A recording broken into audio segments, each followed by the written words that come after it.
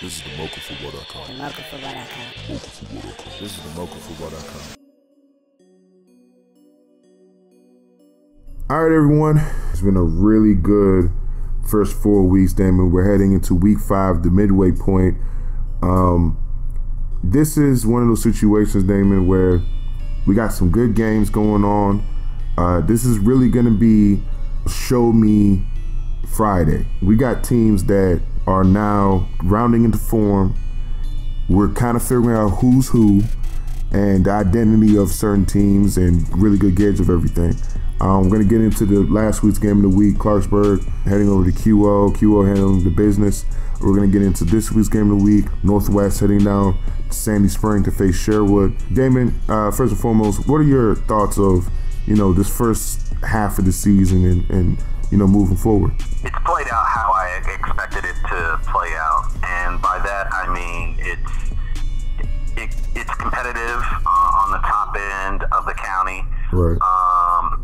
We have a surprise team that we thought we might have. Right. And we still have some teams that have had some rough years in the past that are still in the playoff hunt. Right. So it's shaping up how we thought it was going to. And coming into week 5 right now, I don't think it's too early to start talking about playoff impacting type games. Oh no, absolutely. Especially for Paint Branch and Sherwood. Right. Going into the season, we fully expected them both to make the playoffs, and we both expected them to make a run in the playoffs. Right. But what we didn't expect was for the 4A North region to be so top heavy. Yeah. Where it is a strong possibility. If you go 8-2, you will be sitting at home, and even if you go 9-1, you're not exactly comfortable. Right. Exactly. But with that being said, week 5 slate of games got some interesting matchups, namely Sherwood Northwest, Paint Branch Blair. Those are at the top of the docket. Mm-hmm.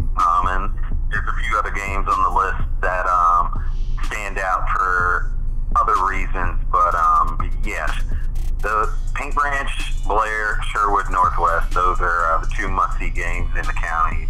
Everything's pretty much played out the way I expected it to be. Like you said, RM was a team that we were kind of looking at, saying that, given the increase in talent, given the stability, and given the schedule, to be honest with you, they might put together some wins. So it's one of those situations where I'm really happy with RM's development.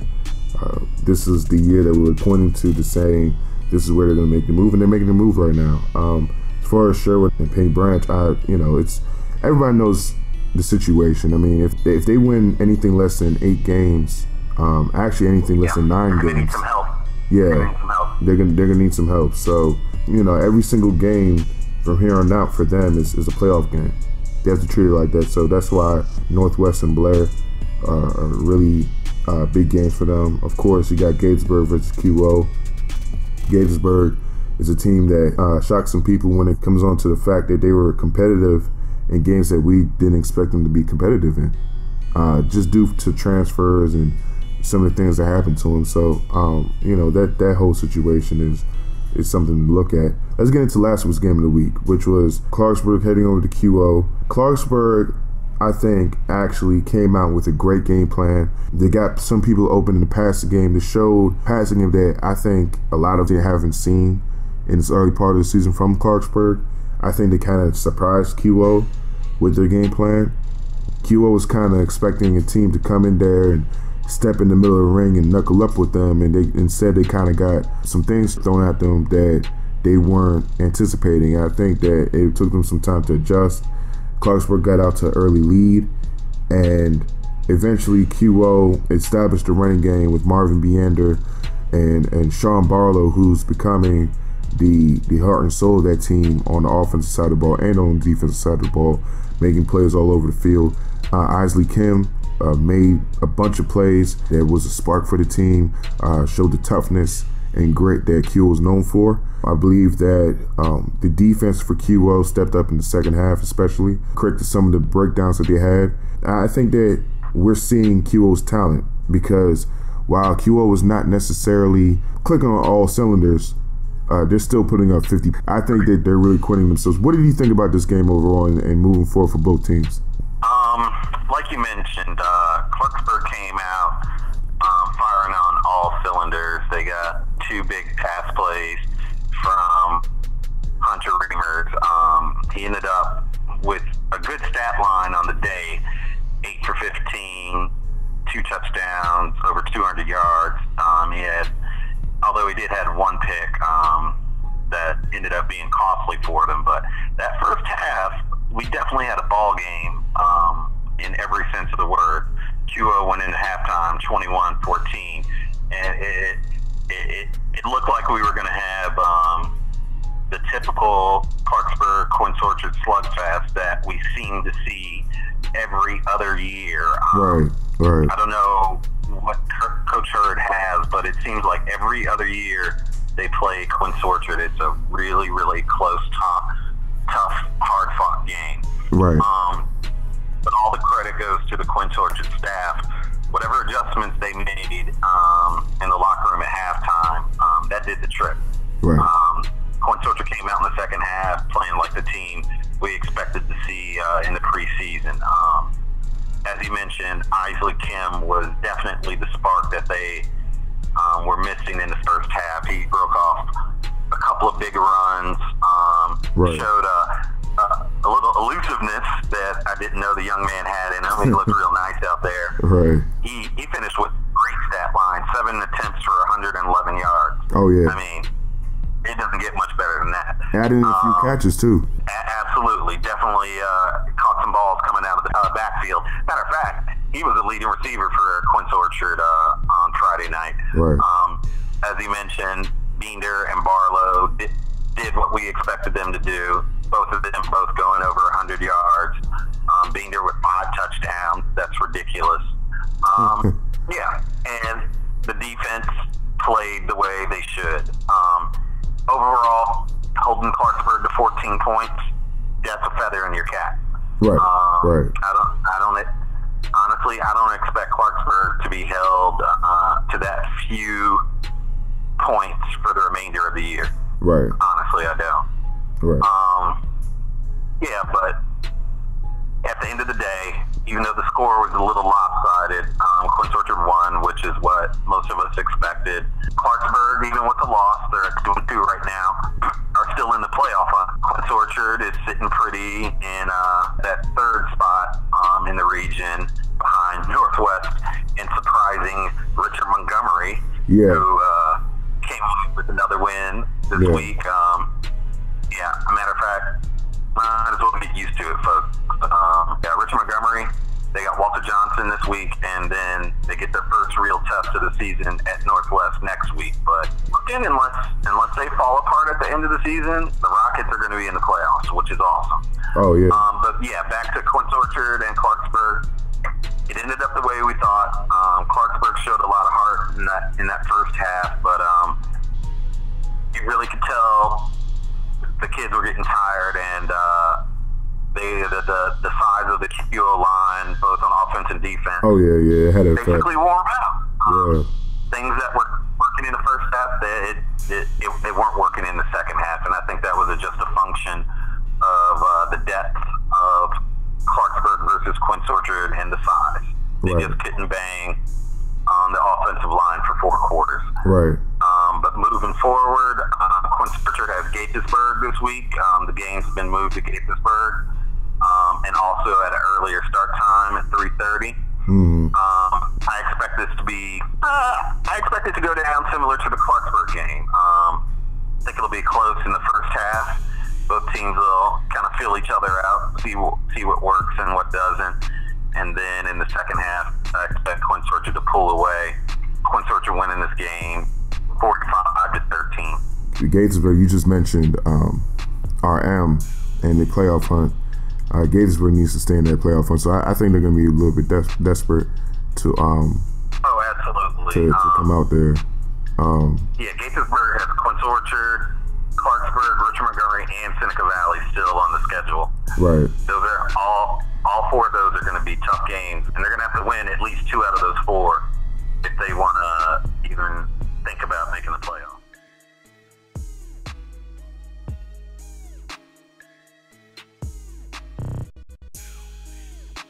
Okay, everybody, we're here with Markel Simpkins, the great running back over at Gaithersburg. Markel, the start of this season and into the offseason, I mean, you guys really, took some hits when it came on to having some transfers through graduation, things like that. Obviously, you guys had high expectations, but, the public kind of viewed you guys as a rebuilding year and things like that. What did you see in your team that gave you the confidence to know that you guys could possibly be in a position right now where you guys are making a playoff run? I feel like I have a team that won't give up. Even if there is no hope, they would never give up. They work hard in practice. They come to film at lunch all the time. Like, I have a team that's willing to work. I feel like I can trust them to have my back going into Friday night games. We have a brotherhood. That's what I'm basically trying to say. We have a brotherhood. Right. Right. So, yeah. And how was that kind of tested in the off season when you saw, basically 2 of your brothers transfer to another school? And when that happened, did you, because now you're basically the focal point of the offense, right? Did you say, hey, I got to step up, I got to take on more of a load and lead this team? Yeah, after Cortez and PD transferred, I felt like I needed to step up because it's like when they left, a big hole was in the team because they was team captain, and I felt like since they left, team captains left, somebody needed to step up. Right. But it's more people on the team who stepped up after they left, so it's not like I'm the only team captain out there. We still have a lot, like Carlin Mason, he stepped up a lot. Right. And Jonathan Lau, he stepped up a lot. Philip, Tony, everybody, like, seniors stepped up a lot, and we got close as a team. Right, absolutely. Talk about Carlin Mason. I mean, obviously, he has great bloodlines when it comes on to, I believe it's his father that was a great player at Gaithersburg, and he basically had to step into a role that he wasn't groomed to be in. Obviously, with PD transferring, he obviously has stepped up and stepped into that quarterback role. Talk about how he has kind of grown at the quarterback position and what you've seen from him as far as leading the team. I feel like since he had to step up into a big, he had one of the biggest jobs on the field and on the team. Right. I feel like he's not doing bad. He's not cracking under pressure. Right. And I guess I'm Carter doing great. He's doing great. Absolutely. Like, he be in practice, making sure everybody keep going, making Right. sure nothing falls apart, making sure the team stays together. Right. Like, Carlin is a big leader on the team. Right. Absolutely. Talk about Jonathan Lyles. You mentioned him. I love the kid personally. I called him in the offseason the Bob Sanders of Montgomery County football. Just the intensity that he plays with, and it just seems like he plays with a lot of heart. Talk about him for a second and what he brings to the team. Does he bring that kind of energy that I see on film to the team, and how he carries himself, and does it rub off on you guys? Yes, he brings it all. He makes sure he's just like Mason. He makes sure everything is okay. He makes sure everybody's doing their job. Make sure you don't blow your assignments. Like, he just keep it simple. Like, we can't blow our assignments. We can't. Like Coach Kep always say, play with a cool head but a hard heart. Okay. And he makes it clear what Coach Kep says to us. Right. And repeats it throughout practice, throughout the game, throughout anything. Right. Absolutely. You guys, you go into the first game versus Northwest. Everybody is expecting that Northwest is kind of gonna, pick up from their usual pace of scoring a bunch of points and things like that. You guys come out there. Obviously, you couldn't put up the amount of points to to make it a really close game. But you come out there and you compete, and you hold them down to 27 points, and you really set the county on notice at that point that your team is nothing to be messed with. Then now you come back, you face Paint Branch, and you play them right down to the wire. Had the ball late, could have won that game. What do you think that you've proven over those last 2 victories? Now, obviously, you want to win those games, but do you feel like you guys had to prove to yourselves that you guys are in that kind of upper echelon, and you guys are playoff contenders? And what are some of the good and the bad things that you kind of took away from that from those 2 games? I feel as if we made too many mistakes in those 2 games. Right. And we've been talking about this season since last January. Right. And I feel like we still have a lot of work to do. Mm-hmm. And we will get that work done. Right. Because we still have 5 games left other than the game this Friday. Right. And I feel like every week we just get better and better. And everything is there. Like, everything is there for our team. Everything is there. We just have to put it all together. Right. Absolutely. You mentioned this game that you guys have against QO. Talk about this game. Obviously, QO has been a standard bearer in this county for a while. Obviously lost to Damascus, but everybody's looking at them still as state championship contenders. You've already faced 2 teams that are state championship contenders. What's your mindset going into this game, and what you guys need to do to try to get the job done versus QO? My mindset is going to the game and everybody doing all their assignments. Right. 11 weeks in a chain, and everybody have to do their job. Right. We need minimum mistakes and come to the game focused. Like I mentioned before, you faced Northwest, faced Paint Branch, and you're about to face QO.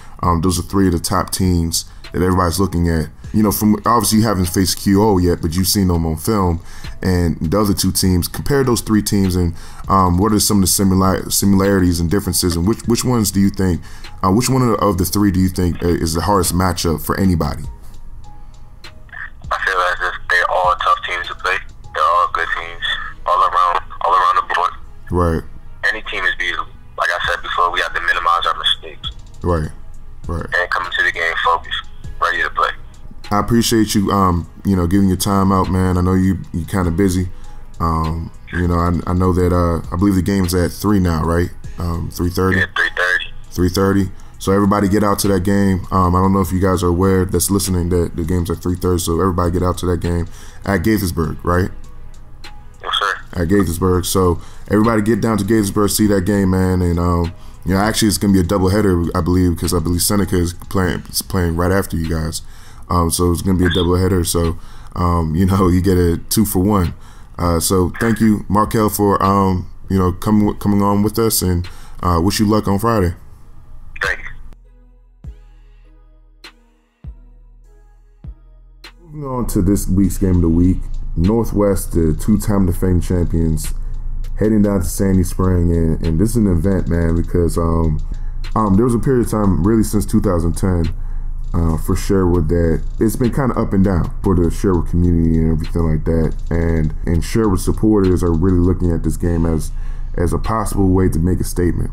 Now, this is a team that is not a great team for you to try to be making a statement against, because this team right here, they're tried and proven, especially the all-star quarterback Mark Pierce. They got some kids, and Damon, honestly, I think that a lot of people know Northwest for their dynamic passing game and all the weapons, but Juwan Ferrari and Khalil Owens, they've made up. We just talked about Beander and Barlow. Outside of that, right now, those 2 kids are probably the best 1-2 punch in the county on the ground. I'll put Seneca in there. You put Seneca in there, like they're up there. Absolutely, they're definitely up there. If it wasn't for Barlow, Beander, Platt and Golson, you say these guys are probably the best. So Agreed. I mean, they've really showed a definite. When they lost EJ Lee, a lot of people were wondering what's going to happen, and I don't think either kid is the type of player that EJ Lee is. They've stepped in to really, pick up the slack that EJ Lee would have been picking up for the offense. Obviously, Reggie Anderson and those kind of those kind of guys. Alfonso Foray, the brother of Martin Foray, has really stepped up. I think the matchup that I'm going to be watching is going to be Ibrahim Konate for Northwest. He's had a pick in every single game this season. He's been a lockdown corner for Northwest, and he's been spectacular. He's going up against a guy that both of us feel is probably the best in the state, in Marcus Sims, and that's the matchup I'm going to be watching. A kid that everybody I think should look out for Sherwood is Leo. He's a guy that has really stepped up and became a real good complement for Marcus on the other side, and a guy that you can't discount. So doubling Marcus, it's going to be a pick your poison thing, because not only do you have Travis Levy, who's coming off a big game and rushing for over 200 yards, you also have Leo on the other side, who's a really good player and can make plays. So it's an interesting matchup. What do you think about this game, Damon? This is a big time Friday, hopefully, night game in Montgomery County. This is what the county is known for.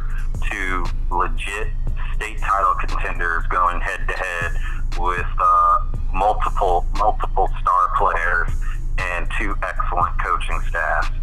As you mentioned, Fari and Owens have picked up the slack in the rushing game that EJ Lee left behind. Fari, seriously, 2 attempts, 109 yards. I don't even know how that's possible, but it got the job done. Yeah, man. And that's just something you need to worry about on the defensive side before just kind of, I assume most teams just try to shut down the pass and attack or limit it to the best of their abilities. But with the two-headed monster in the backfield, it's going to be a tough task. And Mark Pierce has multiple targets he can get the ball to. As we mentioned before, Fari and Owens. Then we have Reggie Anderson. We got Elijah Eversley also, who had a big game last week. Right. They have multiple kids that you have to worry about in that pass and attack. But on the flip side of the ball, Sherwood is equally, if not more talented outside of the quarterback position. Levy's been playing lights out, honestly. Sean Bliss has been playing lights out. He had an excellent game last week. 7 for 13, 2 touchdowns, over 200 yards. That, in my opinion, that was the missing piece for Sherwood, was a quarterback play. Right. We all know about Sims. We all know about Levy. But now Bliss is giving them a different look that opposing defenses have to worry about. And in addition, it looks like the other wideouts are stepping up.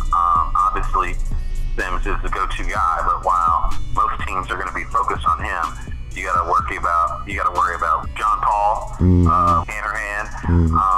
Sherwood has equal amount of targets that Northwest has. This is going to be a tough game to call, but based off of what I've seen from both teams this year, I think this is Sherwood's year. There's going to be a barn burner for sure. Right. Both of these teams are kind of used to blowouts, but this isn't going to be one of them.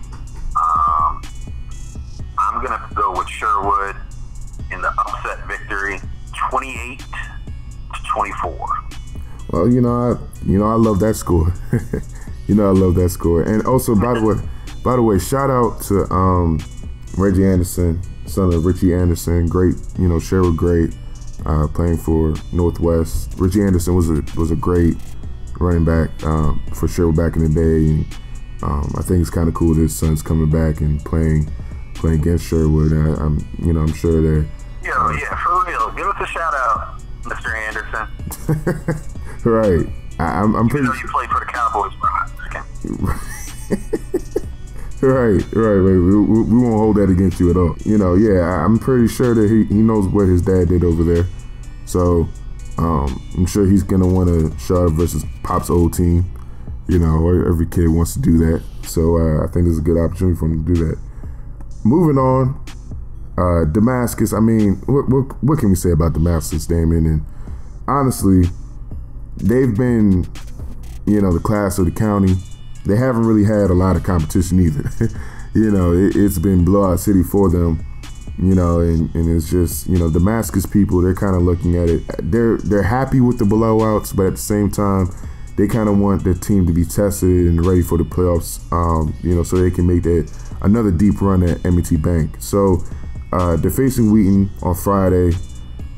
What do you think about this game? Is there any chance that we can keep this close? No chance, Lance.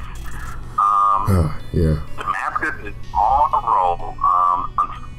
I mean, it's just a function of the division they play in. It's very top-heavy. Right. Damascus and Seneca Valley is basically the class of that division. And they also happen to be two state title contenders. And the rest of the teams, including Wheaton, are slowly trying to get to that point. Right.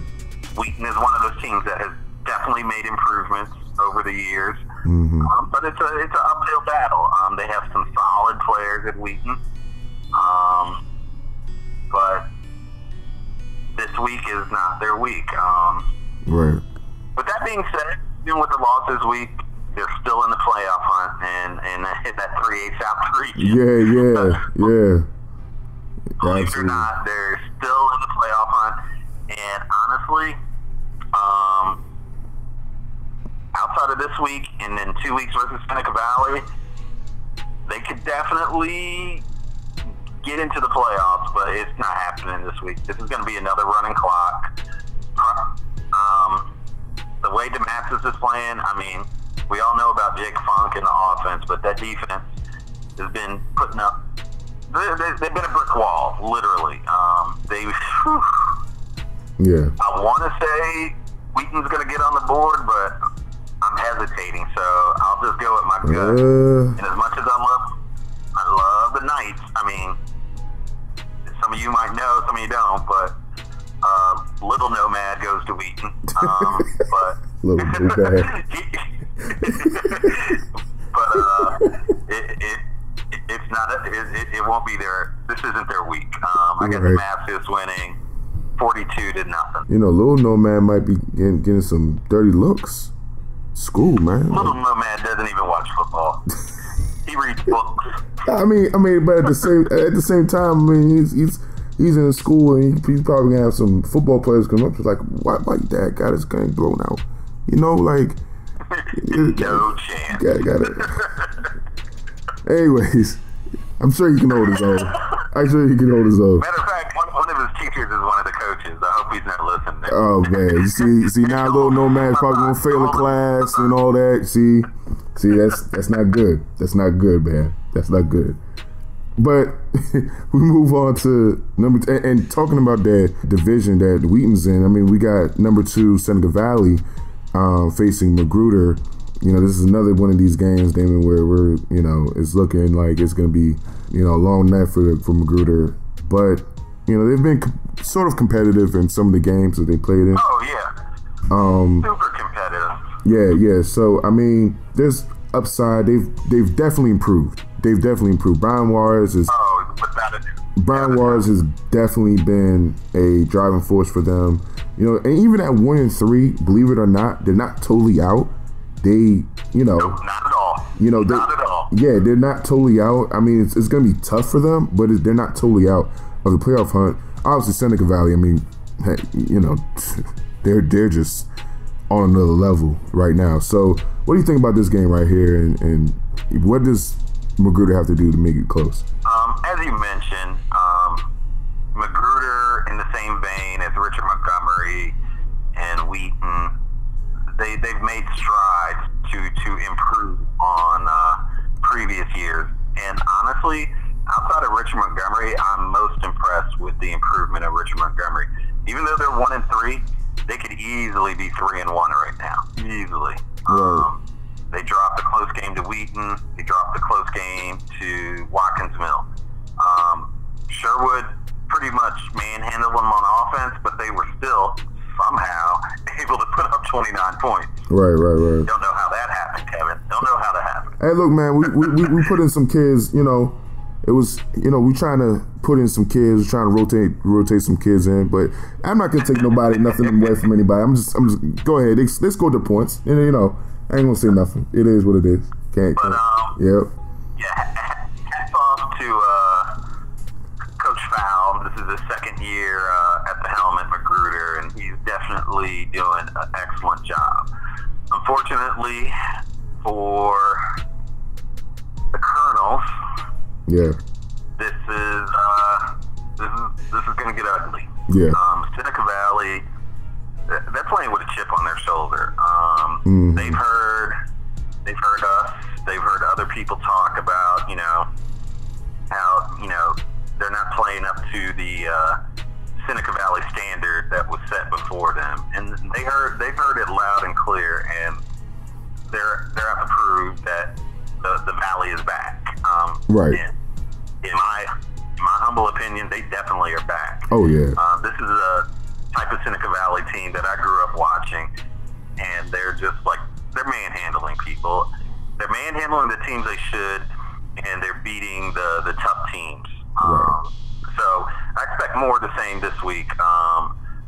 Seneca Valley is riding on a 2-week shutout streak. I expect that to continue this week. I got the Screaming Eagles winning 45-0. Yeah, it sounds along the lines of what they've been doing. So expect it to continue. Paint Branch. Absolutely. Paint Branch is actually going to Blair, the old home. There used to be the jokes that Blair's not even the best team. The best team at Blair. Blair wasn't even the best team that played at Blair, you know, and that used to be a running joke, you know, because we all know about the rise of the Panthers, PB 300 in the last few years. There was a lot of jokes made about Blair. I mean, let's just be honest with them. I made them. We all made them. So I think that this game is going to be kind of, I think this game is going to be kind of personal for Blair, as far as making a statement saying, hey, guys are stepping back on here, you know, and we're going to make a statement to say we're back. Well, not back. We're here. Paint Branch has been on a roll. They had a scare versus Gaithersburg where it was really close, but other than that, they faced, you know, a few inferior opponents and they made them look like that. Blair with Chris Green, Amari Brooks, and Cliff Carter. I mean, Damon, that's one of the best wide receiver cores in this area, you know, with what they've been able to do. What do you think about this game? And just real quick, I believe, correct me if I'm wrong, I believe all three of those guys went over 100 yards last week, which is crazy. But what do you think that is going to happen in this game? I believe this is going to be a high-scoring game. What do you think is going to transpire here? Yeah, I agree with you 100%. Assuming the weather isn't too much of a factor, right. I expect both to go over 30 points. Right. This is going to be a barn burner. This is, I'm trying to think of a relative college type game. This would be like Oregon, Boise State, or something like that. Mm-hmm. Two high-flying offenses, or, you know, Texas Tech, TCU. Texas Tech, yeah, there you go. Perfect. Texas Tech, TCU. That's exactly what I was looking for. Mm-hmm. These are two high-powered offense. They pride themselves in the passing game. Definitely from the outside looking in, a pass-first type offense, which is not something we're used to in Montgomery County. Right. But they're almost mirror images of each other. As you mentioned, Paint Branch, they've been doing this for a while, for a couple of years now, so we're kind of used to it. But Blair kind of snuck up on us last year, made the playoffs for the first time, and now they're trying to prove it wasn't a fluke and that they are here for the remainder of the foreseeable future as a contender in the county. As you mentioned, Armani Sabalos still putting up those huge numbers. That boy right there. 15 for 30, 5 touchdowns, over 250 yards. Yeah. He's definitely the front runner for all-county QB. Yeah. He has a literal posse of receivers that he's throwing to. Nandi, Wynn, Harris, Guerrero, Wheeler, and they got a kid. He might. Last year, Damon Anderson at Blair was one of my favorite players for obvious reasons. But Evan Dickerson, that is an awesome football name. Evan Dickerson, my man. Right. So yeah. And of course we can't forget the running backs. Ryan Green's doing his thing, but overall, this is a pass-first offense, and I expect that to continue this week. On the other side of the ball, players doing their thing. Desmond Colby, he's putting up equally as impressive numbers last week. This is ridiculous. This child passed 44 attempts. 44 attempts. Right. That is ridiculous. 27 for 44, 3 touchdowns, over 350 yards. Yeah. I mean, that's awesome. I'd love to see that. Right. And equal to the Paint Branch receivers, Blair also has a squad of receivers. Brooks, Green, Carter, as you mentioned, all over 100 yards. I can't remember the last time 3 receivers went over 100 yards. It's very similar to the QO, having all, 3 guys going 100 yards, over 100 yards on the ground. Yeah. Yep. And it wasn't like, 2 passes that went to the house and, the yards are inflated. These were, 10, 15, 20-yard type of receptions. Right. Both Brooks and Green had 7 receptions. Carter had 9. So it was a healthy dose. Yeah. It was a healthy dose. Yeah. So with all that being said, I fully expect this to be a high-scoring game, but I think Branch ekes this out in a very close, high-scoring game, winning 38-35. Right. Absolutely. Well, Damon, that's all the time we got for today. Is there anything that you want to say before we get out of here? Nope, same old spiel. If you have any questions, hit me up at Nomad Anderson on Twitter or shoot me a message on the message boards at mocofootball.com. As most of you may be aware, or even if you're not, we got a hurricane coming, so a lot of the games are going to be moved around. To stay up to date on schedule changes, check out Twitter or just check out the message boards on mocofootball.com. Oh, one more thing. We do have an interesting public versus private matchup that I like to call out. We have DCC at Landon. Yeah. It's a huge neighborhood rivalry. Yeah. As usual, pulling for the public team. Go Barons. Yeah. Absolutely. Don't let me down. Yeah. Come on, guys. Pull it out for us. We like to, kind of stick it to the privates as much as we can. So anything you can do against that game, we'll put up on Twitter or whatever the case may be. We'll try to shout out as much as we can. But yeah, that's all the time we got. And that's another great, podcast by you, Damon. Appreciate what you guys are doing across the county to make this culture build and everything like that. I know it's going to be raining hard, but, if you can, if it's safe for you guys to get out to the game, get out to the games and support the kids. This is MocoFootball.com weekly podcast, and we'll see you next week.